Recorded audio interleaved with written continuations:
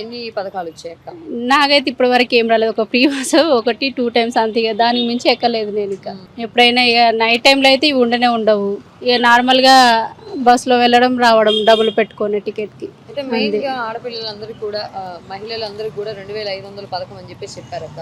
అది మొత్తం కాంగ్రెస్ ప్రభుత్వం అసలు ఆ ఇచ్చినటువంటి హామీ ఏదైతే ఉందో అది నెరవేర్చే దిశగా ఉందంటారా?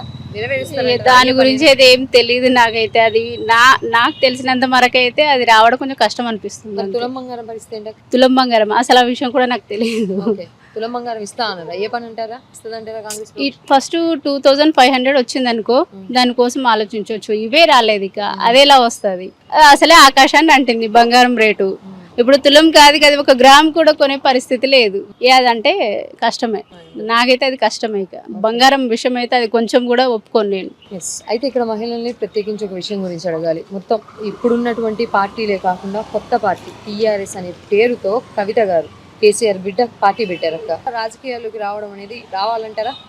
నాకు దాని గురించి అంత ఏం తెలియదు. తను ముందు నుండి ఉంది కదా రాజకీయాల్లో, వాళ్ళ నాన్నతోని, వాళ్ళ తమ్ముడు అన్న వాళ్ళు అందరు ఉన్నారు కదా. నాకు వాటి గురించి అంత పెద్ద తెలియదు. పార్టీ పెట్టడం అనేది మరి తెలంగాణ మహిళలకే గానీ ఎవరికే గానీ అందరికీ కరెక్ట్ గా సపోర్ట్ చేస్తే బాగానే ఉంటది.